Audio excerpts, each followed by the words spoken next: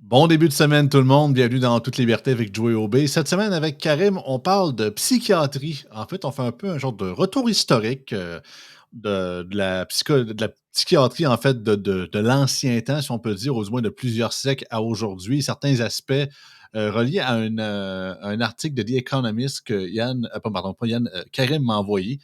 On va en parler. Écoute, c'est un sujet assez intéressant. Autant qu'on n'est pas des Jordan Peterson, mais quand même, le côté psychiatrie, ça fait partie de la santé, qu'on le veuille ou pas. Hein. Fait que notre Big Brain a bien sûr beaucoup d'aspects reliés à ça, avec les cas de santé mentale qu'on parle de plus en plus, les crises d'identité, puis disons que les crises d'anxiété, whatever. Fait que je pense que c'est important d'en parler. Fait qu'on en parle ce matin En toute liberté.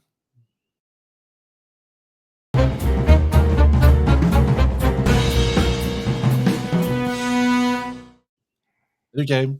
Salut Joey. Yes. Fait que psychiatrie ce matin.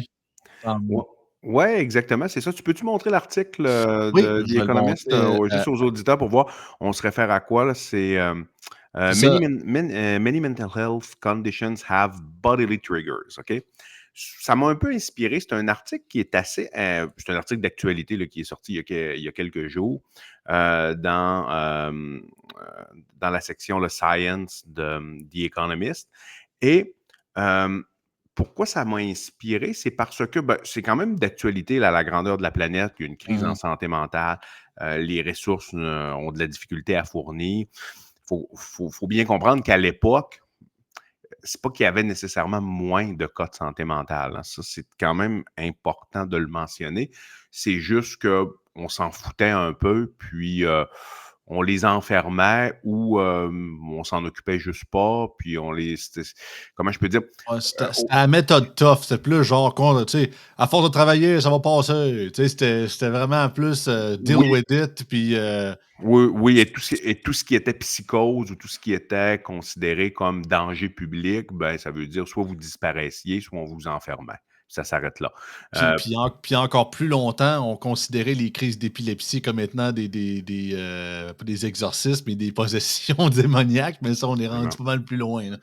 Ben oui, puis les crises d'épilepsie, l'épilepsie qui est un désordre neurologique, les conditions de santé mentale comme la psychose, par exemple, étaient également considérées comme des possessions démoniaques, là. Ça, Mmh. faut le mentionner. L'histoire, puis c'est pour ça qu'on va parler un peu de l'histoire de la psychiatrie moderne, puis on va revenir à cet article-là qui parle de nouvelles avancées biologiques dans le milieu dans le domaine de la psychiatrie. Puis c'est ça qui est intéressant, parce que plus tu rends le domaine biologiquement accessible, plus il se scientifise, là, entre guillemets. Puis c'est ça qu'on veut, parce qu'à partir du moment, c'est sûr que faut que tu aies des diagnostics précis et faut que tu aies des traitements précis, parce que sinon, bon, on retourne à l'époque des douches froides, puis du gros n'importe quoi qui Ouais, existait puis il y a des plusieurs siècles. électrochocs, puis, C'est ça, les électrochocs étaient donnés un peu pour n'importe quoi à l'époque. Aujourd'hui, il existe encore des électrochocs qui peuvent être donnés. Cependant, c'est fait sous anesthésie et c'est dans des cas de dépression majeure réfractaire avec un consentement et OK. c'est fait sous anesthésie et souvent ça peut avoir des effets quand même assez, intéressants dans un certain pourcentage de cas. Sauf que c'est pas fait comme avant, c'est fait sous anesthésie. C'est-à-dire Ah, c'est il y ça. a un anesthésiste qui vous endort, puis vous avez l'électrochoc une fois que vous êtes endormi. Donc ça existe, mais c'est réservé à des cas là, très, très, très, très rares aujourd'hui, en raison des avancées biologiques, des avancées des molécules. Puis là, on va commencer, puis pourquoi je dis histoire de la psychiatrie moderne, parce qu'écoute, on peut remonter à l'époque des Grecs, hein, si on veut. On peut même remonter à l'époque de l'Égypte pharaonique. Mais à un moment donné, on n'a pas 8 heures non plus. Là. C'est- On peut on peut remonter tellement loin que non, c'est ça. on va se rendre aux Sumériens avec le cunéiforme, puis Exact. Donc là, on va débuter avec le mot psychiatrie. Il a été inventé en quelle époque? C'est quoi la psychiatrie par rapport à la psychologie? OK? Les deux traitent la santé mentale. Lorsque tu parlais de Jordan Peterson, là, ton idole, Hey, t'es le. tanné avec ça. Mais non, mais c'est parce qu'Oh mon idole, parce calvaire! que à chaque chronique, tu parles toujours de Là, Jordan ça fait Peterson. ça fait quasiment 3 chroniques, j'ai même pas mentionné son Ah oui, nom, souvent? OK, je pensais que tu en je parlais l'ai à juste chaque nommé chronique. parce que c'est on va se le dire, c'est un des C'est ça. des psychologues cliniciens les plus connus sur la planète, là. C'est rendu quasiment un exemple qu'on soit d'accord ou pas avec ses propos, là. Parce que, tu Ben, sais, moi, je ça peut l'aime pas ça. beaucoup, Jordan Peterson, personnellement. Ah, c'est ça, mais moi, ça Mais dépend sur quoi, là. Tu sais, je c'est l'aime. juste que je le plug pas. Si tu écouterais le podcast avec Yann Frank, tu te rendrais compte que même là, je le plug pas tant que ça. Ah non, Tu OK, moi je pensais que sais. c'était systématique, mais c'est pas non, je fais des farces, Non, non, George. je sais que tu m'agaces. Je fais des farces. Non, j'aime bien ses podcasts, particulièrement Oh, quelques-uns qu'il oui! avait fait avec Joe Rogan, tout ça. J'aime bien ses podcasts. C'est un type qui déborde beaucoup de son sujet, il faut le dire. Et C'est ça, il y a quelque chose qui est très intéressant avec Jordan Peterson. Lorsqu'il parle de philo, lorsqu'il parle de au soccer, je trouve que moi, je suis pas d'accord avec ses idées sur le soccer, mais il parle de tout là, maintenant. ben, c'est ça, c'est Mais que c'est c'est ça. vraiment rendu que quand ce que j'aime beaucoup, puis je vais le répéter, rapidement, là, ce que j'aime de Jordan Peterson, c'est vraiment, tu sais, ça, tu sais, il s'est adressé, puis la raison pour qu'il est devenu aussi populaire, c'est qu'il a adressé beaucoup de ses livres et de son contenu pour les jeunes hommes aujourd'hui qui sont de plus en plus Bon. stigmatisés, qu'on les traite de masculinité toxique. Tu sais, des exemples d'hommes forts, il y en a de moins en moins dans notre société, ou du moins sont de moins en moins promus dans la société. Disons, on est plus en mode soumission que d'autres choses. Puis mon but, c'est pas de vouloir dire qu'il y a un complot, whatever, c'est juste en général.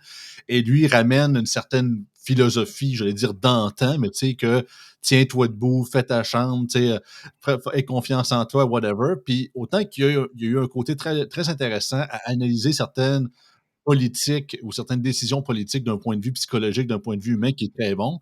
Sauf que quand il parle de politique pure, ou encore plus quand il commence à parler de religion, puis d'interprétation de la Bible ou whatever, je veux dire comme Richard Dawkins, c'est de la bullshit à côté. Là, parce que je dis pas qu'il croit pas, ou je dis pas que c'est un mensonge ou qu'il fait juste ça pour faire des clics.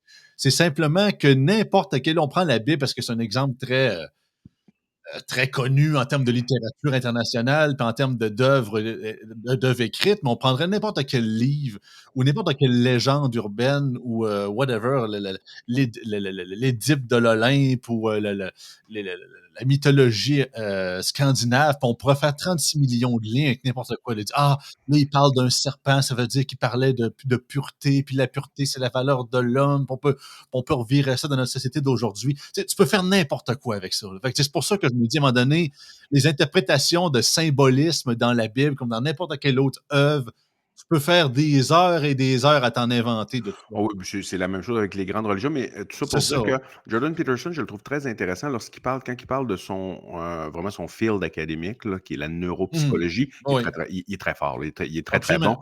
Puis je trouve que sur le plan de la neuropsychologie, c'est une encyclopédie. Moi, j'aime bien l'écouter sur ce sujet précis. Maintenant, juste pour les auditeurs, faire la différence, c'est quoi la différence entre la psychologie et la psychiatrie? C'est que la psychologie, les deux font partie du spectre de la santé mentale. La psychologie utilise principalement des thérapies de la parole ou des thérapies comportementales, c'est-à-dire en guidant les gens vers un changement du comportement qui est non pharmacologique. La psychiatrie est une spécialité de la médecine qui s'intéresse à la santé mentale et qui utilise un substrat pharmacologique pour traiter la maladie mentale. Donc, les deux sont tout à fait complémentaires. Les deux se recoupent sur le plan de la capacité à entrer dans le psychisme de quelqu'un et de poser un diagnostic. Cependant, le traitement, il est différent. Puis de plus en plus, on le voit complémentaire. Les études nous démontrent que les approches dualistiques, c'est-à-dire une approche de la thérapie de la parole avec une approche pharmacologique, nous permettent d'avoir de meilleurs résultats dans beaucoup de cas, dans beaucoup d'entités de pathologie mentale, qu'une approche là, unidirectionnelle, que ce soit uniquement pharmacologique ou uniquement psychologique. Mais il y a des nuances dans tout ça. Maintenant, C'est ça. Puis Peter, pour mettre ça au clair pour les auditeurs, Peterson, on parle vraiment, c'est ça, là, classique psychologie avec le Rakami, parlez-moi de votre vie, puis etc. Puis dans psychiatrie, mais pour ceux qui fassent la reconnaissance, ben, le Doc Mayou, c'est un psychiatre.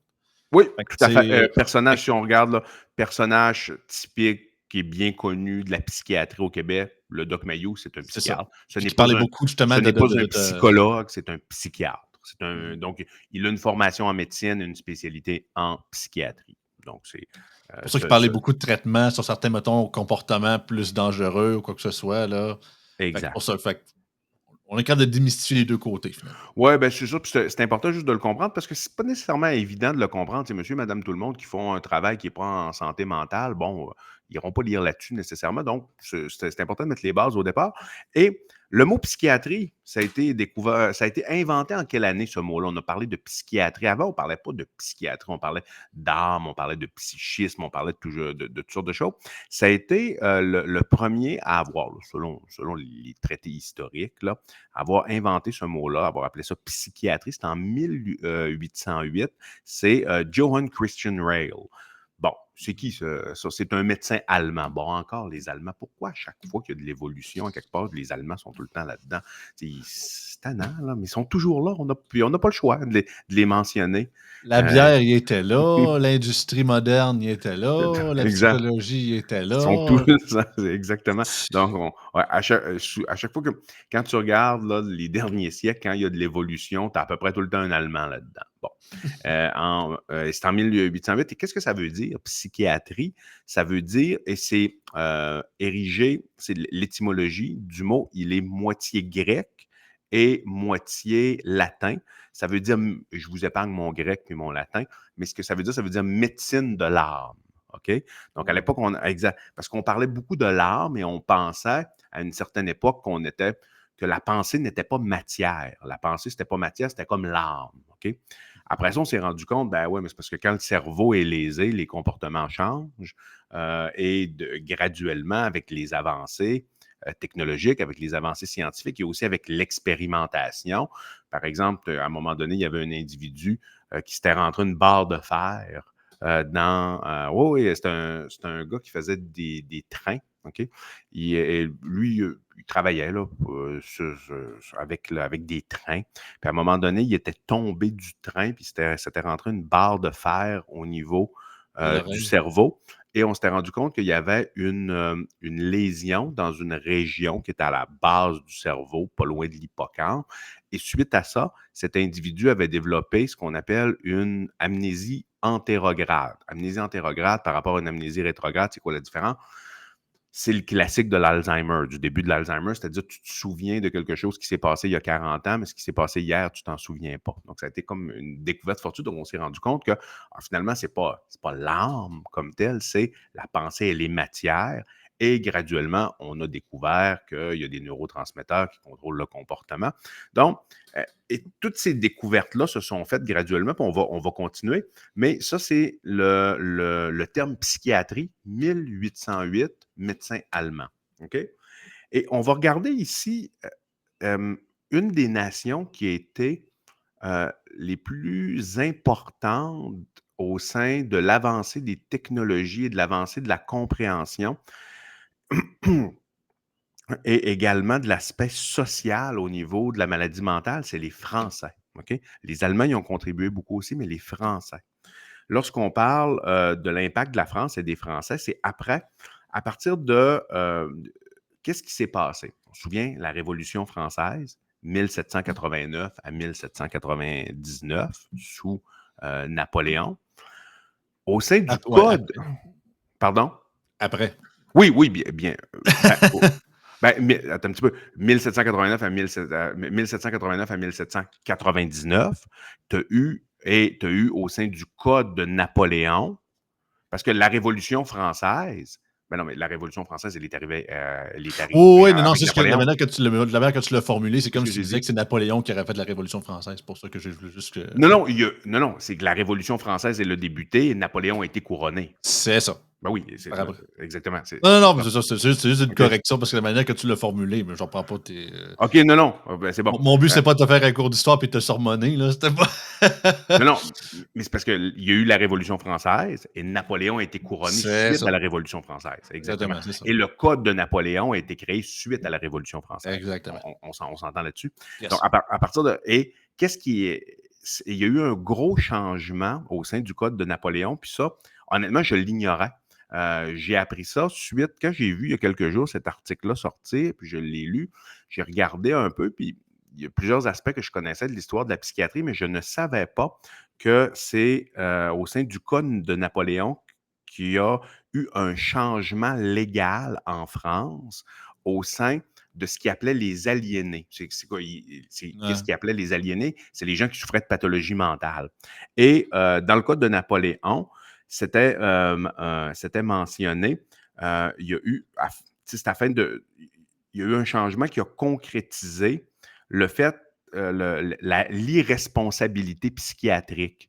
Donc, euh, autrement dit, avant, si tu commettais un crime, tu étais responsable de ton crime et on ne considérait pas l'aspect de la pathologie mentale.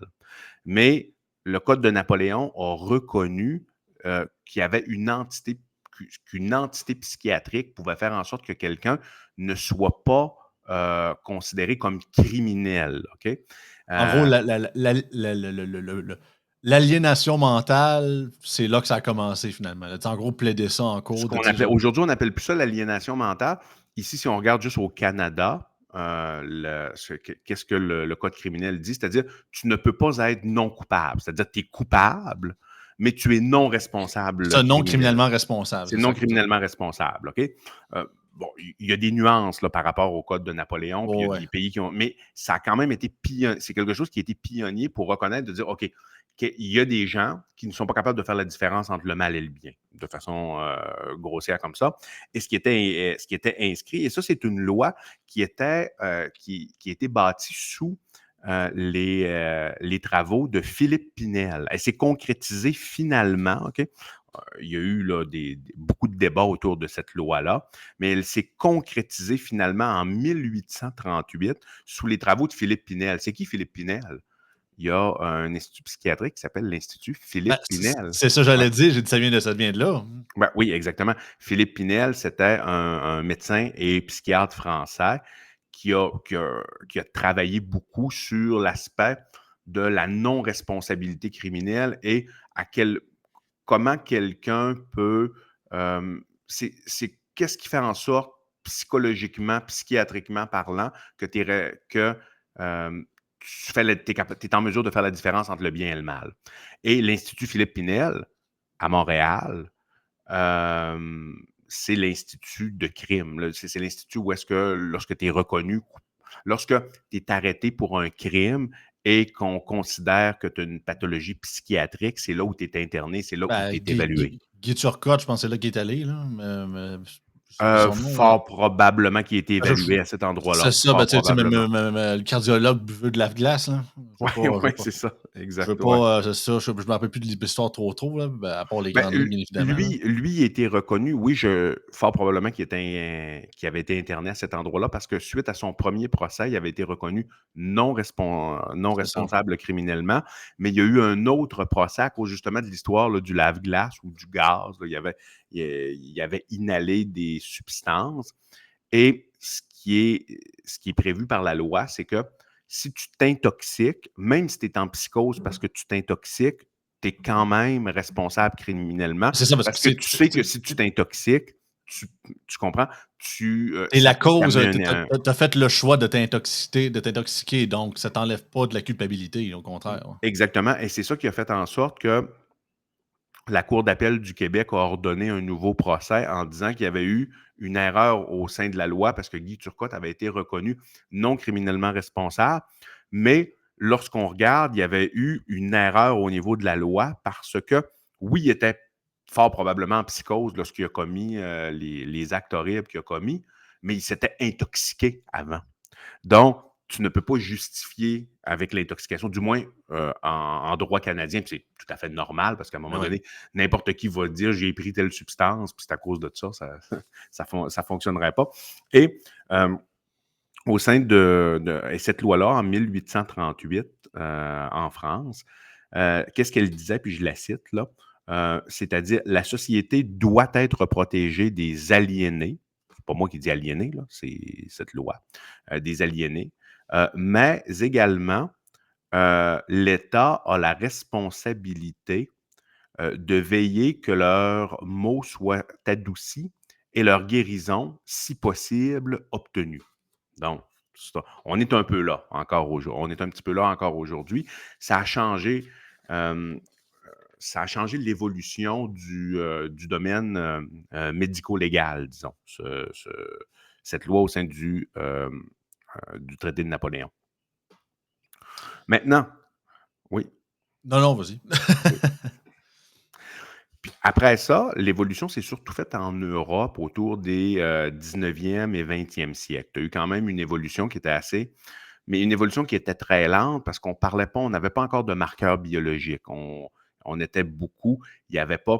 Donc, la psychiatrie existait, mais il n'y avait pas beaucoup de choses à faire dans le sens que, Bon, on est oui, encore beaucoup dans le religieux aussi, j'ai l'impression. Fait on est que, ouais, on est dans le religieux, puis il y a quand même eu il y a eu des avancées au niveau de la thérapie, de la parole, au niveau de la psychologie, mais au niveau des médicaments, on n'avait pas de médicaments pour traiter les gens. Donc non, quelqu'un c'est qui était ça. vraiment en psychose, tu as beau lui parler, tu as beau faire n'importe quelle thérapie de la parole qui existe, ça ne fonctionnera juste pas. Oublie ça, il est déconnecté de la réalité. Il pense qu'il se fait suivre par des gens qui ne le suivent pas en réalité. Il voit des entités qui n'existent pas, puis il est en train de parler avec toi, puis il te voit comme quelqu'un qui veut l'assassiner. Donc, à partir de ce Ouais. moment-là, tu as un élément de paranoïa qui empêche le contact. Donc, le, le- le rôle du psychologue, le rôle du thérapeute de la parole devient extrêmement difficile parce que l'individu est en mode paranoïa en avant de lui. Mm. C'est- Donc, c'est ce qui fait en sorte que c'était assez difficile. À cette époque-là, il y avait quand même une compétition assez féroce entre l'Allemagne et la France pour certaines avancées, dont des avancées chirurgicales. On parlait beaucoup de thérapie chirurgicale au sein du cerveau, ce qu'on appelle là grossièrement des lobotomies. OK? On s'était rendu compte que lorsqu'on fait des incisions dans le cerveau, on va faire en sorte, par exemple, là, il y a une petite connexion entre le lobe temporal et le lobe frontal du cerveau. Si tu vas la couper, les gens deviennent apathiques, ils sont comme ça. OK? Non, ouais, sont plus dangereux, mais ils ont, je veux dire, Sont là, mais sont plus là. C'est, sont beaucoup moins là, disons. donc, On a, c'est le classique qu'on a vu très caricatural dans les films ou dans les séries, là, tu sais, le peu lobotomie, que tu sais, c'est ouais, comme un peu Frankenstein, un peu que c'est barre, là, ouais. mais ça monte un peu. Puis mon but, je veux pas faire qu'on passe parce qu'on a déjà parlé de théorie de genre, puis de transition, puis voilà. Mon but, c'est pas de faire un gros bridge vers ça aussi, mais puis sans vouloir faire de comparatif non plus, parce que c'est pas du tout la même chose, mais tu sais, on voit que toute nouvelle science ou toute nouvelle nouveau département relié à ces choses-là ont vraiment commencé avec beaucoup d'essais-erreurs, là. Fait que dites-vous que, puis ça continue encore aujourd'hui, là. On a encore bien des trucs, on n'a pas encore toutes les réponses. Bien sûr qu'on s'est amélioré au fil des siècles, au fil du temps, mais il y a eu beaucoup d'essais-erreurs. Puis même si on a aujourd'hui peut-être plus de technologie et de médecine et de médicaments qu'on en avait à une certaine époque, ben, ça ne veut pas nécessairement dire qu'on part une nouvelle science sur le coin de la table, puis tout d'un coup, on sait tout automatiquement, là. Il y a encore beaucoup de justement d'essais-erreurs, puis c'est vraiment, comme tu le dis souvent, Karim, les études cliniques sur le long terme qui font qu'on voit les réels impacts des actions qu'on fait, puis c'est après ça qu'on s'améliore, puis on se peaufine, là. Exact. C'est-à-dire, la première séquence, c'est vraiment la découverte fondamentale. OK? Mhm. Tu découvres un gène qui est impliqué dans telle maladie. Ça, c'est vraiment la découverte fondamentale. Après, tu as des ingénieurs génétiques qui peuvent développer une molécule avec l'industrie pharmaceutique pour targeter ce gène ou pour targeter ce récepteur moléculaire. Et au début, tu as des modèles animaux. Après ça, tu as des modèles, tu as des études cliniques chez les humains. Et c'est ces études cliniques-là qui sont en mesure de comparer un groupe qui le reçoit, un groupe qui ne le reçoit pas, ou un groupe qui reçoit ce traitement-là, ou un autre traitement standard. Et après des années, tu es en mesure de dire, OK, on a euh, un avantage ou on n'a pas d'avantage. C'est un peu comme ça l'évolution, c'est les études. Et dans les études, tu as des études de phase 1, 2, 3, 4. Mhm. On pourrait à un moment donné faire une chronique là-dessus, là, si les gens sont intéressés. Mais c'est un petit peu comme ça, là. Donc, tu as une découverte scientifique très fondamentale au départ et afin de l'amener jusqu'à savoir si vraiment c'est un traitement qui, risque et bénéfice, en vaut la peine, ça prend beaucoup, beaucoup de temps. Ça prend quand même du temps. Certaines molécules, c'est beaucoup plus rapide que d'autres. T'en as, c'est tellement rapide, les effets sont tellement faramineux que tu es même obligé d'arrêter les études parce que le groupe qui reçoit le traitement est tellement avantagé par rapport au groupe qui ne le reçoit pas, qu'éthiquement parlant, là, il faut que tu arrêtes l'étude puis tu dis tu donnes le traitement parce que tu comprends? Donc, ça dépend là, d'une molécule à l'autre, mais oui, le point que tu avais amené était bon. Et qu'est-ce qu'on avait au cours du 19, particulièrement au 19e siècle et même début du 20e siècle? On avait des interventions chirurgicales qui étaient assez barbares. Je pense qu'on peut le dire. À l'époque, écoute, moi, je ne lance pas la pierre aux gens qui faisaient ça, dans le sens qu'il n'y avait pas de technologie, il n'y avait pas de molécules comme on a aujourd'hui. Et c'est un peu l'histoire de la psychiatrie. On donnait des douches froides. Ouais, on donnait C'est ça, puis on c'est très. donnait des douches froides comme pour secouer le monde, comme si le cerveau allait se réveiller là, avec des douches froides, ce qui faisait pas de sens. On s'entend. Ouais, c'est pas comme le reste. C'est pas parce que tu prends une douche froide que le cerveau il rapetisse, puis quand tu prends une douche chaude, il grossit. C'est pas le Non, même que ça marche. non, Mais il y avait quand même tu un voyais, côté, mais tu voyais, contrairement, c'est ça, contrairement à certaines autres pratiques, tu sais, la psychologie, il y a comme, sans vouloir dire qu'il y a une partie de subjectif au travers, mais tu sais, c'est un peu ésotérique, sachant qu'on parle de l'émotionnel, on parle, oui, du comportement humain, autant qu'il y a une grosse base biologique derrière, mais comme tu l'as dit, on en savait beaucoup moins à l'époque. Puis disons qu'il y a un peu, on est moins dans l'expérience scientifique, physique, que tu mets de la poudre à canon puis ça explose dans ta face. Là, on est vraiment dans le comportement humain, puis on est vraiment plus dans l'émotionnel, puis dans, comme tu le dis, c'est beaucoup oui, plus flou comme science pour faire des avancées là-dedans, hein. oui, et pour le mesurer biologiquement parlant, c'est plus difficile parce que ça te prend des instruments. La mesure Mmh. du neurotransmetteur dans le cerveau, ça te prend des laboratoires, ça te prend des microscopes très puissants, ça te prend des outils, ça te prend des outils pharmacologiques qu'on n'avait pas du tout à l'époque. Donc, à partir de ce moment-là, on savait que la pensée résidait dans le cerveau. Ça, déjà, à partir oui, il y avait beaucoup de religieux autour quand même, mais déjà à partir du 19e siècle, du début du 19e siècle, on avait des travaux qui nous suggéraient que vraiment, c'était pas une question d'âme, là, c'était une question de la pensée matière, dans le sens que il y avait beaucoup de gens les gens qui avaient des traumas crâniens, les gens qui avaient des lésions cérébrales, on se rendait compte que en fonction de certains endroits du cerveau, il y avait des changements de comportement. Qui a, qui a mappé une grosse partie du cerveau dans les... bon, je pense qu'on ne peut pas le considérer vraiment comme un Québécois. Je pense qu'il ne se considérait pas lui-même comme un Québécois. Mais c'est quel neurochirurgien, juste pour le fun comme ça, je ne sais pas si tu en as entendu parler, il y a une rue à son nom à Montréal, dans le ghetto McGill, qui a à peu près, OK. qui a mappé une grosse partie du cerveau, dont l'audition, dont l'homunculus là, qui permet de bouger, et également une partie de l'hippocampe qui est responsable de la mémoire, là. Il l'a fait dans les laboratoires à McGill. C'est un neurochirurgien britannique. Son nom, c'est Wilder Penfield. Il y a la OK. rue à Montréal, quand tu Penfield. vas dans le ghetto McGill, il y a la rue Dr. Penfield, qui est juste là. Moi, c'est un coin que j'aime beaucoup, là, le ghetto McGill à Montréal, très historique. Si tu veux regarder, si tu vas à l'Institut neurologique de Montréal, c'est très intéressant de regarder un peu. Puis aussi à la bibliothèque Osler de McGill, il y a des vieux livres de Penfield. Et il a mappé une très grosse partie. Ça s'est fait à Montréal. Ça s'est fait à Montréal, au Québec. Là, Hey, ouais. si tu m'aurais posé la question, j'aurais été complètement dans le champ, mais j'aurais répondu de Vinci. Pourquoi? Parce que, tu sais, autant que peut-être pas le cerveau, mais disons qu'à l'époque de la Renaissance, il a fait ça de manière un peu illégale, là, mais tu sais, Ben oui. il a été beaucoup biologiste dans le sens, il ouvrait les corps, il voyait comment avant, c'était, tu sais, l'Église interdisait les autopsies, fait que le monde savait qu'il pissait le sang puis qu'il mourait, mais personne n'a jamais osé comprendre J'ai comment fait le corps humain fonctionnait. Puis De Vinci a été comme un des premiers à vraiment comme faire des croquis, mapper un peu comment le corps humain était fait. Peut-être pas le cerveau, mais c'était le premier nom qui m'avait tombé, mais c'est surprenant, sérieusement, que ça s'est fait ici Ça s'est fait au ici, Québec. mais c'est vrai ce que tu dis. J'ai fait justement une chronique avec Yann à l'époque là-dessus, sur les plus grandes avancées de la science, et j'avais nommé De Vinci. Ça avait été le premier au début de la Renaissance. C'était quoi? 1400, Ouais, quelque chose. mi-1400, là, 1400 quelque chose. 1400 quelque, donc au 15e siècle. Ça avait été le premier à regarder vraiment l'anatomie du corps humain de par ses propres yeux.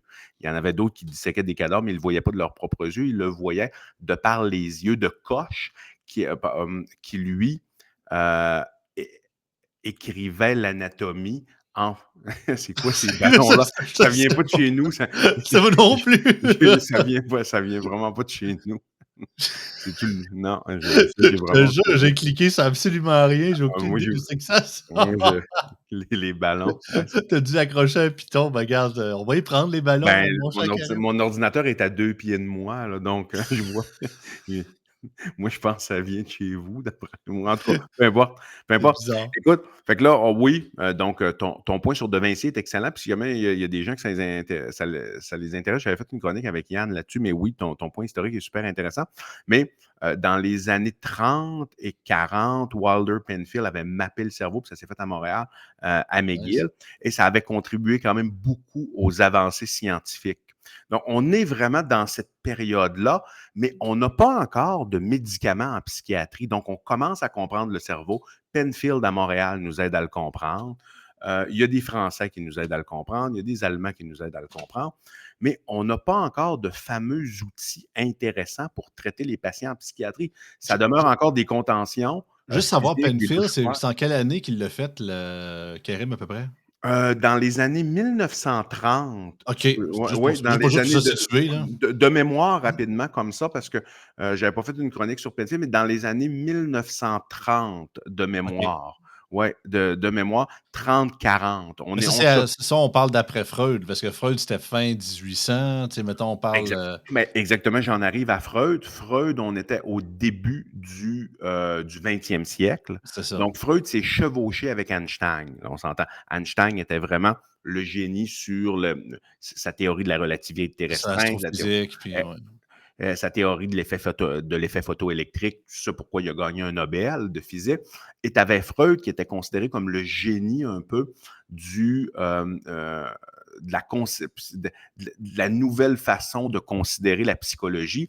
Lui, il a comme créé, il y en a d'autres qui en avaient déjà parlé, puis c'est contesté, mais officiellement, il a comme créé ce qu'on appelle la psychanalyse. Ben, Ceux c'est qui ça, sont ben, il est considéré comme plusieurs comme étant le père de la psychologie, même s'il y en a eu d'autres avant, là, tu sais, c'est un peu comme quand on pense comme on peut dire les membres fondateurs de cette science-là, beaucoup retournent à Freud, là, même si, comme tu le dis, il y en a eu d'autres avant lui qui ont un peu créé les premières pierres. Mais c'est un peu spécial à quel point, heu un homme comme ça, parce que, tu sais, pour ceux qui connaissent un peu son historique, Freud, dans la vraie vie, l'homme, Freud, c'est un méchant trou de cul. Je veux pas être méchant, là. Tu sais, supposément que c'est un homme assez cruel, assez, by the book, puis même un peu fucké ses bords, là. Peut-être c'est un peu ça pourquoi aussi que ça l'a aidé dans son processus, mais en tout cas, c'était pas un ange, on va dire ça comme ça. Ouais, bah, comme beaucoup d'hommes qui ont fait avancer les choses d'une certaine façon, là, un certain narcissisme, là. Ouais, c'est vrai qu'il y a plusieurs choses Ben, tu assez sais, laides qui se disent sur son sujet comme individu. Et également, parce que Freud était un neurologue de formation, hein. Ce OK. n'était pas un psychiatre, c'était pas un psychologue, c'était un neurologue de formation.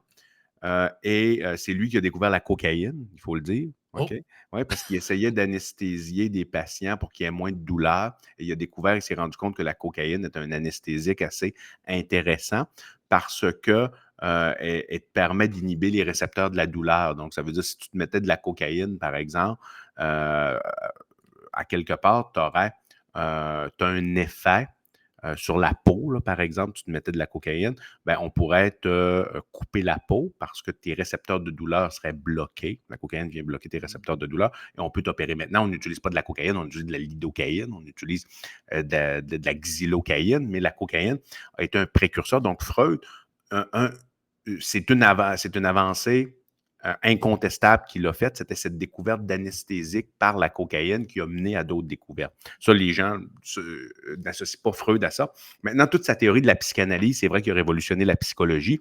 Un psychologue serait meilleur que moi pour t'en parler. Est-ce que c'est valide scientifiquement ou pas, son approche psychanalytique? Je sais qu'il y a un philosophe français du nom de Michel Onfray qui est extrêmement critique, qui avait écrit un livre qui s'intitulait Le crépuscule d'une idole. Il paraphrasait Nietzsche un peu parce qu'il y a un célèbre livre de Nietzsche qui s'appelle Le crépuscule des idoles, où est-ce qu'il détruit à peu près tout le monde là-dedans. Il détruit Jean-Jacques Rousseau, Emmanuel Kant, plusieurs Grecs. Dans celui-là qui dit que Dieu est mort, des affaires de même, là, tu sais, Ah non, non, ça c'est avant. Là. Non, avant. Nietzsche dit que Dieu était mort bien avant ça. OK. Donc, on ferait un peu, il détruit Freud en disant qu'il n'y a rien de scientifique dans son approche de la psychanalyse. Honnêtement, je pense qu'Onfray est trop sévère dans sa critique de Freud. C'est vrai que c'est pas scientifique dans le sens que tu peux pas le mesurer biologiquement, mais de dire que l'ensemble de la psychanalyse, c'est de la foutaise, je pense pas. Je trouve Non, non, non, je pense qu'il y a il quand était même des trop sévère. avancements. C'est juste que c'est ça. Disons que je pense on peut blâmer l'ère du temps ou l'homme en tant que tel, me semble-t-il que vraiment. Puis, tu sais, un exemple que je donne souvent, j'ai fouillé un peu. En fait, étrangement, c'est la série The Crown qui m'a fait découvrir un peu ça. C'est que la princesse Alice, qui était la mère du prince Philippe, en fait, là, elle avait été, parce que c'est une femme qui est née, c'est ça, à la fin des années 1800, elle avait eu des gros problèmes de mentaux, du moins, qui semblaient sévères, mais à l'époque, c'est pas trop comment la traiter. Puis elle avait été traitée par Sigmund Freud, puis semble-t-il que elle avait été électrochoc à côté, puis c'était quasiment plus de la torture que du traitement, là, puis elle a eu beaucoup de séquelles reliées à ça. Ouais.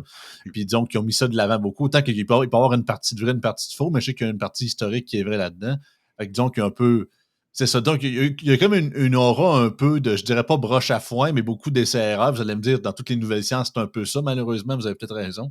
Mais disons que c'est ça, je c'était pas pense tout qu'il fait a, des règles de l'art. je pense qu'il a contribué de façon significative à l'avancement de la psychologie. Mhm, oui.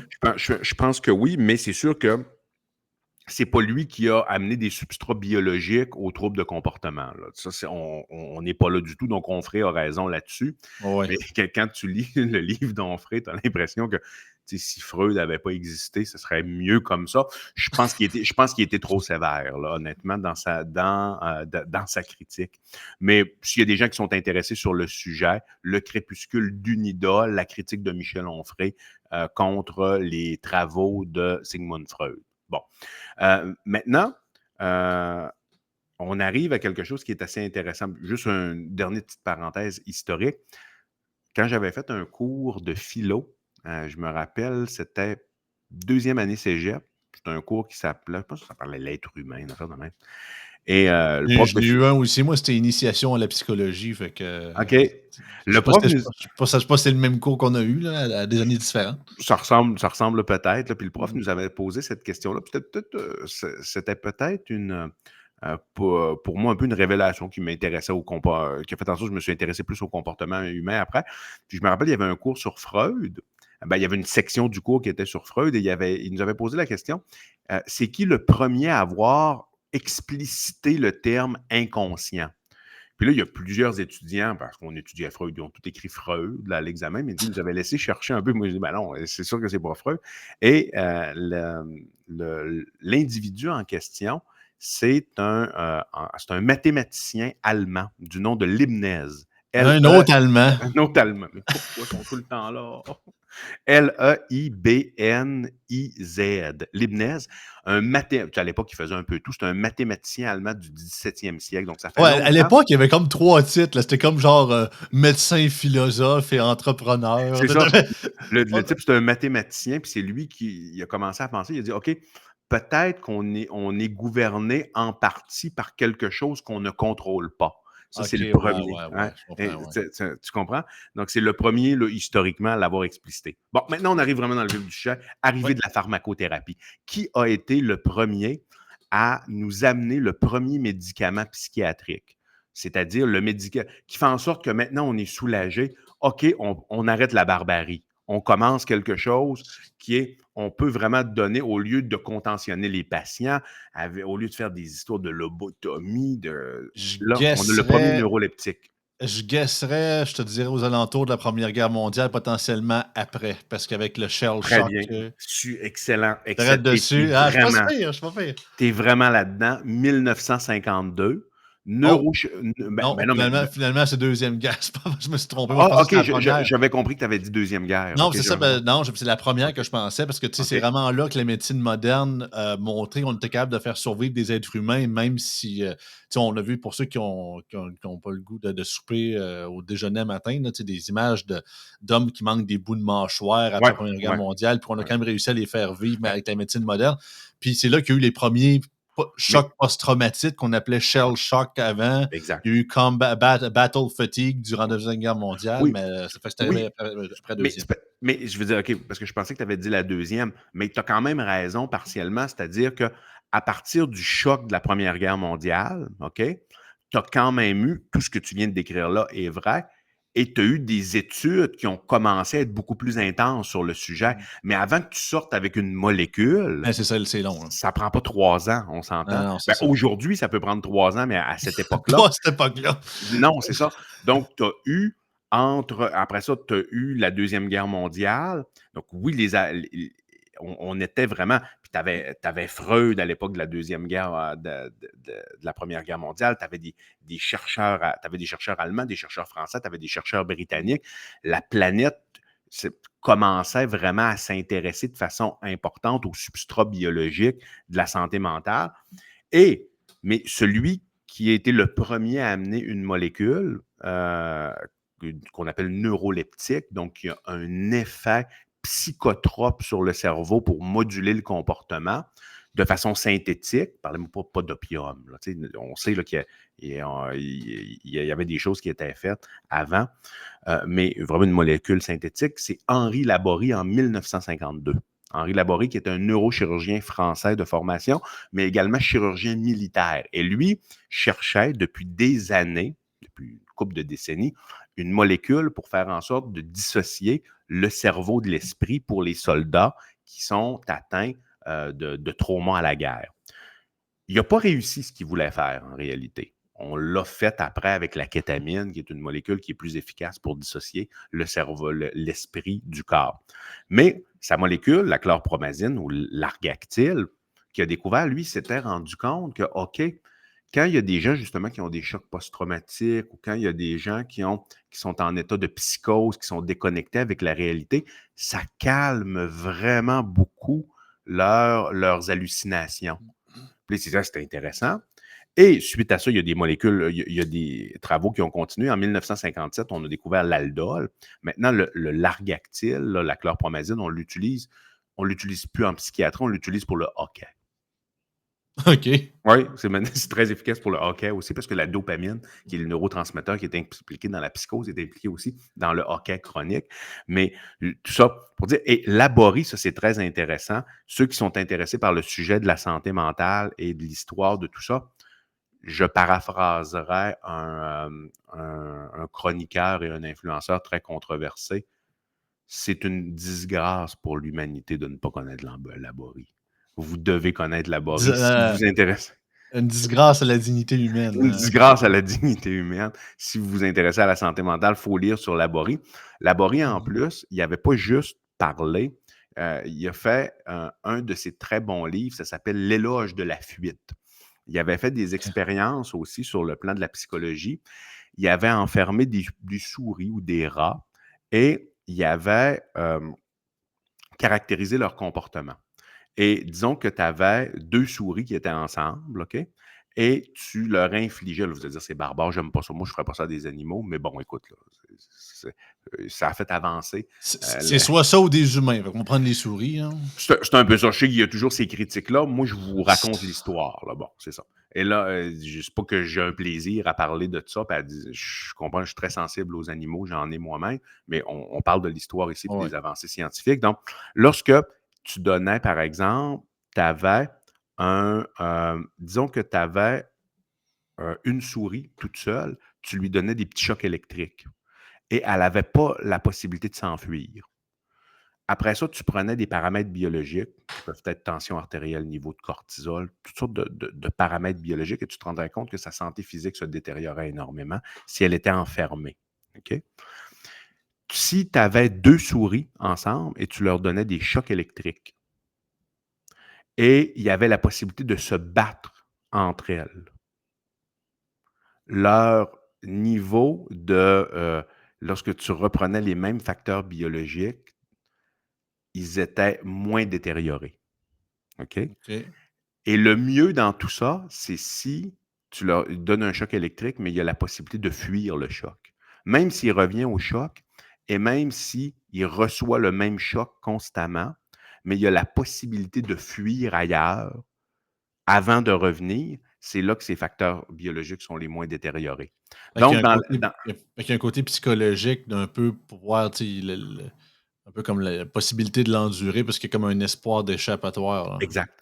Et c'est Ah, ça et son livre s'intitule L'éloge de la fuite. Donc, si tu as un stress, il faut que tu aies une possibilité de le fuir d'une certaine façon. Et vous êtes Mmh. beaucoup mieux de fuir le stress. Par contre, vous pouvez décider c'est mieux de le combattre que de ne rien faire du tout, parce que si vous ne faites rien du tout, c'est ce que lui appelle sa théorie de l'inhibition de l'action. Tu es en action qui est inhibée, c'est là que tu vas te détériorer complètement. Ben, c'est ça, C'est- c'est ce qu'on appelle en jargon québécois garder tout ça en dedans, là. Tu sais, c'est en Oui. gros, c'est tu sais, c'est un peu le classique qu'on dit tout le temps, c'est que tu fais rien que te renfermer sur toi-même ou tu parles à personne ou il y a pas de communication, ben, ce que tu gardes en dedans, ben, ça t'empoisonne d'une manière indirecte, là. Tu sais, pas biologiquement, mais ça te défait de l'intérieur psychologiquement. Fait que c'est pour Ah, ça que et la biologiquement, et ce que oh, Laborie aussi. avait démontré, c'est biologiquement, tu as des facteurs biologiques physiques qui se détériorent. Donc, l'esprit est très important. L'esprit, je veux dire, la santé mentale est très importante pour Mmh. la santé physique également. Et Laborie avait travaillé là-dessus. Ceux qui sont intéressés, le livre s'intitule L'éloge de la fuite. Puis quand on dit combattre, à l'échelle humaine, on ne dit pas d'aller sacrer des volets au monde. C'est pas ça le point. Je sais que Ah, les bolcheviks vont essayer de nous faire dire toutes sortes d'affaires. Non, non. La sublimation, faire du jogging, faire de l'art, faire de la peinture, faire toutes sortes de choses. Là. Faire des podcasts, je veux dire ça. de la boxe, tu sais. Faire de la boxe de façon légale avec un coach qui supervise. Tu sais, c'est exactement ce qu'on voulait dire. Fait que c'est se défouler sur quelque chose finalement. C'est peut-être pas nécessairement quand je dis défouler, c'est pas nécessairement toujours frapper sur quelque chose, mais c'est vraiment La en gros, sublimation. c'est ça, c'est que c'est comme tu dis, c'est fuir les c'est au lieu de focuser uniquement sur, tu sais, l'expression qui dit: Si tu cherches la lumière, tu risques souvent de la trouver, mais si tu cherches le noir, c'est juste ça que tu vas voir». Tu sais, c'est fait qu'il faut que tu trouves des activités, il faut que tu trouves justement des moyens de pas y penser ou du moins d'échapper. Ben, c'est là qu'un peu, ça c'est mon côté geek qui ressort un peu, mais tout ce qui est justement, jeux vidéo ou simplement lire un livre ou parler de Ouais. ou rentrer dans un univers qui est pas le nôtre ou qui est fiction, c'est ce qu'on appelle, c'est ce que mes youtubeurs anglais que j'aime beaucoup écouter appellent le escapism. Tu sais, c'est le principe de s'échapper du monde réel puis de rentrer dans un univers fictif, soit en jouant à un jeu vidéo ou en justement en lisant une histoire ou en écoutant un film, par exemple. Tu sais, vraiment, puis c'est important, puis c'est d'ailleurs une de mes critiques principales de la, je pourrais appeler ça la politique du cinéma moderne, parce que tellement de concepts politiques ou de concepts reliés à notre société d'aujourd'hui dans des histoires basées sur des univers fictifs qui se passent des fois même pas sur Terre, mais qu'ils ont des concepts quand même de notre société à nous autres. C'est que la capacité de escapism est beaucoup plus difficile parce qu'à chaque fois que tu dis hey, wow, quel univers, puis là, tu as la fille qui commence à te parler à quel point les gens sont racistes, puis décide de chercher. C'est comme, ah, tabarouette, là. Tu sais, c'est comme si ça, un peu comme si tu es en train de rêver, puis il y a tout le temps, genre, deux trucs ou deux, trois paroles qui te font réveiller à toutes les 3 secondes. T'es comme, tabarnak, j'essaie de dormir. Tu sais, c'est un peu ça, un peu, là. Ouais. Fait que c'est un peu, c'est assez spécial les liens qu'on peut faire reliés à cet Tout, univers-là, un peu. tout- tout à fait. Et comment je peux dire, ce qui est intéressant dans tout ça, dans le concept c'est vraiment le concept de sublimation, c'est de faire en sorte que, comment je peux dire, euh, application, le point là, que je voulais amener, c'est l'application moderne de tout ça. Disons que tu veux combattre quelque chose et ça ne fait pas ton affaire. Tu considères que le gouvernement est tout croche. Ben, tu n'as pas besoin d'aller faire des manifestations illégales. Implique-toi dans des partis politiques. Essaie de changer les choses. Essaie de faire de l'entrisme dans des partis pour influencer. Essaie de toutes sortes de façons de faire les choses. Et ça peut faire. Et là, ça devient un combat en soi, mais un combat légal. Donc, C'est ça. Laborie décrit très bien l'ensemble de ces aspects-là. Donc, je vais plugger un peu son livre. Je n'ai pas de part dans la maison d'édition là, en passant. Puis c'est pas financé par les pétrolières albertaines Ouais, non ou le plus, ces gouvernement choses-là. français, puis Non, non, non, il n'y a rien de tout ça.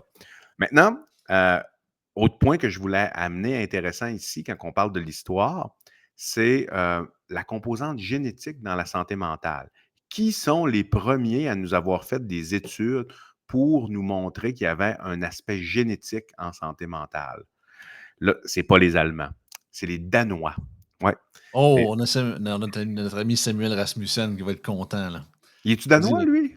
Non, non, mais je pense que c'est sa famille OK. qui datait pas, je sais pas OK. si son grand-père ou son arrière-grand-père était danois. Ben, tu sais, Rasmussen, déjà en partant, tu sais, c'est pas. Non, non, Genre, c'est c'est ça. Non, pas, mais ça vient pas non, de mais Robert Val, là, on le sait. non, non, c'est ça, mais tu sais, je le trouve bien drôle, Sam, là, il est bien sympathique, puis tout, mais c'est ça, il parle souvent. Je dis souvent à Sam qu'il aurait le pouvoir de faire son claim pour devenir le prochain monarque du Danemark. Tu sais, fait que, il va être content de savoir que justement les Danois, Ouais. on leur part Les dans cette, Ah, dans cet ils ont fait univers-là. quelque chose de super intéressant, les Danois, puis après ça, les Suédois en ont fait aussi, puis là, il y en a eu les Britanniques ont continué là-dedans. Mais dans les années 60, les Danois ont débuté ce qu'on appelle les études sur les jumeaux monozygotes et hétérozygotes. C'est quoi cette histoire, là, les jumeaux monozygotes et hétérozygotes? C'est pas des noms de famille en passant, hein. C'est Euh, Jumeaux hétéro, pour hétérogène, hétérozygote veut dire jumeaux différents, OK? Donc, ils ne partagent pas 100% du même bagage génétique. c'est ça, en gros, des noms identiques finalement. Jumeaux non identiques, c'est comme des frères et sœurs, donc ils partagent une certaine portion de leur bagage génétique, OK? Mais comme des frères et sœurs, et il y a beaucoup de différences génétiques entre les deux. Jumeaux homozygotes, c'est des jumeaux identiques qui ont 100% du même bagage génétique. Ne me dites pas que oui, il peut y avoir des crossovers dans la méiose qui font en sorte qu'il y a des gènes différents. Je sais, là, grossièrement, OK? C'est là, on n'est pas là pour faire un cours de biologie moléculaire. C'est parce que des fois, il y a des gens qui vont chercher une affaire, j'ai dit une affaire, puis là, ils ont dit, hey, oui, mais j'ai vu là, cette affaire. Je comprends, là, il y a des nuances. Là. Mais de façon générale, le background génétique est pas loin de 100% identique entre des jumeaux homozygotes, ce qui n'est pas du tout le cas entre des jumeaux hétérozygotes. Eux, qu'est-ce qu'ils ont fait? Ils ont fait des grandes études longitudinales. Ils ont pris des patients, des gens, OK, et qui étaient séparés à la naissance et qui n'avaient pas de contact les uns avec les OK. autres et qui étaient dans des familles complètement différentes, qui étaient soit des jumeaux hétérozygotes ou soit des jumeaux monozygotes. Premier groupe, groupe témoin, jumeaux homozygotes, groupe contrôle, jumeaux hétérozygotes. OK? Tu avais les deux. Et là, ils ont regardé un peu leur évolution. Et il y avait troubles de santé mentale, les paramètres qui étaient mesurés. Troubles de santé mentale, problèmes avec la justice, incarcération, violence conjugale, troubles d'abus de substances, etc. Ils se sont rendus compte, les Danois, que au sein des jumeaux homozygotes, Donc lorsque identique. exactement, au sein des jumeaux identiques qui ne se connaissaient pas du tout, qui avaient des éducations complètement différentes, leur parcours de vie était drôlement similaire sur le plan des troubles de santé mentale, Ah! troubles de criminalité, ce qui n'était pas le cas des jumeaux hétérozygotes. Et les pourcentages, là, je ne vous donne pas de pourcentage parce qu'il y a plusieurs études là-dessus. Vous pouvez regarder, mais c'est dans le DSM. C'est bien écrit dans le DSM. Les pourcentages sont faramineux, les différences. Là. C'est tellement significatif. Puis ça nous ramène au film Retour vers le futur qui me fait toujours rire. Ça, il montre un peu ça, c'est-à-dire, tu as les tannins, eux autres, peu importe où tu vas, que tu sois dans le passé, dans le futur, ben voilà, c'est toujours des truands, les tannins. Ça montre un peu ça. Tout ça pour dire, mais c'est des pourcentages, c'est-à-dire c'est de la probabilité. Puis là, on ne dit pas que c'est pas parce que ton père est un truand que tu vas nécessairement être un truand, Non, non, mais c'est ça. génétiquement, même si tu ne le connais pas, tu as plus de chances de souffrir, par exemple, d'un trouble de personnalité antisociale, d'avoir des problèmes avec la justice. Ben, c'est ça, parce que c'est multifactoriel, hein, quelqu'un, comme tu dis, il y a une partie qui est la génétique. Je pense qu'il y a une partie, bien sûr, l'influence de ton environnement, bien Bien sûr. évidemment.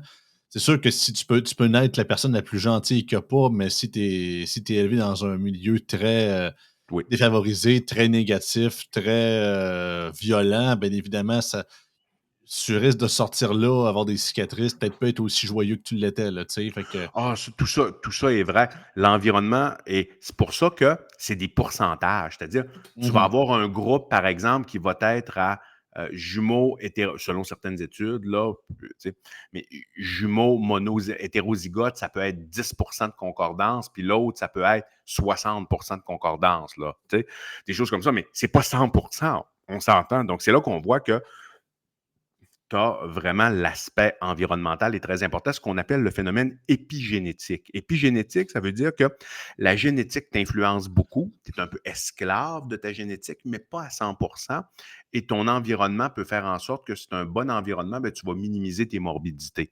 Et si tu as un mauvais environnement, ben, tu peux avoir tout ce qu'il faut génétiquement dans ton background pour bien réussir, pour être heureux, et tu ne le seras pas quand même. Donc, tout naturellement. Mais c'est quand même intéressant, ces études danoises-là, qui a amené à de multiples autres études sur les jumeaux monozygotes, hétérozygotes par la suite. Et ça a fait avancer quand même la compréhension. Maintenant, on arrive justement dans ce que tu parlais. Puis je vais, parce que ça fait quand même un bout de temps qu'on est en ligne, là, je vais essayer d'accélérer la cadence. C'est un sujet qui m'intéresse, fait que je parle peut-être un peu trop. Ou c'est Euh, peut-être ma faute aussi. C'est vrai que je devrais me faire ma gueule. ah non, non, ben non, ben non, écoute, moi, quand on parle de ces genres de choses-là, je pourrais en parler pendant 2 heures, mais le but, c'est parce que les auditeurs, et je sais qu'ils n'ont pas une journée nécessairement à passer là-dessus. Ça fait que je vais essayer d'accélérer ici. Euh, Lorsqu'on parle de l'article de The Economist, fait que là, on a fait un peu l'histoire de la psychiatrie moderne, puis quand on met des articles ici à Joey et Karim, on trouve une excuse de parler de quelque chose plus en profondeur puis plus intemporel, disons. Mais dans l'article, ce qui amène d'intéressant, c'est que maintenant, il y a des avancées qui nous démontreraient, OK? Puis ça, c'est vrai, je l'avais déjà lu avant, mais là, c'est quand même des économistes qui le sortent avec des psychiatres britanniques, avec des chercheurs britanniques et des chercheurs aussi de l'Université Oxford qui nous disent que les maladies auto-immunitaires pourraient avoir un lien avec la maladie mentale. Ça, c'est très intéressant. Pourquoi auto-immunitaire? Ça veut dire vos anticorps qui vous attaquent vous-même. Comme par exemple une polyarthrite rhumatoïde. Faites de l'arthrite, vous avez mal aux articulations. Vous avez des anticorps qui s'imaginent que vos articulations sont étrangères à vous. Ils vous attaquent, vous faites de l'inflammation, ça fait mal, vos articulations enflent. Là, on se rend compte que dans certaines maladies auto-immunitaires, vous avez des anticorps qui s'imaginent que les récepteurs de votre cerveau sont étrangers à vous et ils les attaquent. Ça crée de l'œdème, ça crée de la destruction neuronale, particulièrement dans certaines maladies métaboliques au niveau de l'hippocampe qui est responsable de la mémoire et qui a aussi des connexions avec votre système limbique qui est responsable de votre comportement. Donc ça, c'est pourquoi je trouve ça encourageant, c'est qu'on a de plus en plus des substrats biologiques. C'est ce que cet article nous démontre là. Étude britannique, également étude de l'Université Oxford qui dit qu'il y aurait autour, pas loin de entre 5 et 10 des états psychotiques qui pourraient être en lien avec des maladies auto-immunitaires. Là, vous allez dire, bon, 10 c'est 1 sur 10, ça ne règle pas tout le problème. Je comprends que ça ne règle pas tout le problème, mais ce sont des avancées scientifiques qui nous démontrent que si on sait que c'est auto-immunitaire, ben on va traiter avec des stéroïdes, par exemple de la cortisone, ou avec des médicaments immunosuppresseurs pour améliorer l'état de ces patients-là. Si c'est juste 10 c'est juste 10 mais c'est déjà ça. Donc, ce que j'ai bien aimé dans cet article-là, et il parlait également d'infections à streptocoque qui pouvaient causer des syndromes psychiatriques chez les enfants.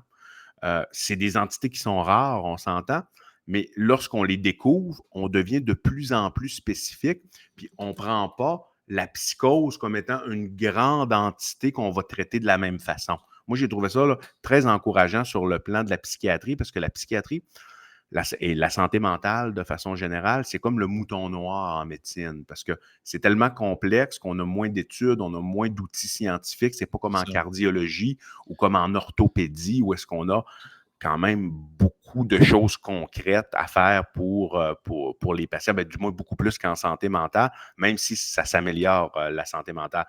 Donc, dans cet article-là, on parle du trouble obsessionnel compulsif, on parle de multiples troubles anxieux, on parle de schizophrénie, où est-ce que l'aspect métabolique et immunitaire pourrait jouer un rôle assez important. Également, il y a une étude en cours à Oxford en ce moment, ce que Dr. C'est quoi? Oui, Dr. Lennox, c'est ça qu'ils disent dans cet article-là, qui chapeauterait ces études-là. Il parle d'effets potentiellement très bénéfiques, mais il n'a pas encore publié ces données. Donc là, il faut voir comment ça va être accueilli par la communauté scientifique. que la diète cétogène, et ici, on ne donne pas de conseils aux gens, là, à Joey et Karim, à dire la diète cétogène peut améliorer votre état de Un santé peu, mentale. On ne dit un peu pas ça comme du dans tout, hein? un peu comme avec Simon Rochelot, ceci n'est pas un conseil juridique, mais avec Yann et Karim, Absolument pas. ceci n'est pas un conseil médical. Absolument pas. On cite les travaux d'une étude d'Oxford qui est en cours dans un article de The Economist. Et ce que cette étude-là dit, c'est que leurs résultats préliminaires par rapport à la diète cétogène pourraient améliorer de façon significative certaines pathologies mentales, dont des troubles anxieux et des troubles de la sphère psychotique, en raison du fait qu'ils ont découvert que, puis ça, pas juste dans cette étude-là, mais dans d'autres également, que dans certaines entités psychiatriques, dont le trouble obsessionnel compulsif, les troubles anxieux et certains troubles psychotiques, il y aurait des anticorps, on retrouverait dans le sang des patients des anticorps qui vont contre les récepteurs NMDA, qui sont des récepteurs associés beaucoup à la mémoire et au comportement dans le cerveau. Donc, et la diète cétogène, selon les dires de ces chercheurs, pourrait avoir un effet positif en diminuant l'inflammation et en augmentant la quantité de cétone au cerveau pour diminuer diminuer l'impact euh, des antagonistes, euh, l'impact auto-immunitaire, l'impact immunitaire au sein des récepteurs NMDA du cerveau, faire en sorte que ces récepteurs-là seraient moins saturés et diminuer par le fait même certains symptômes de maladie mentale. Donc, tout ça est à l'étude. On ne dit pas que on ne dit pas que nécessairement une diète cétogène est indiquée en santé mentale. On n'est pas du tout là dans la science, mais du moins à l'Université de Stanford, c'est à l'étude. Selon les chercheurs, leurs études seraient probantes, leurs résultats préliminaires seraient probants.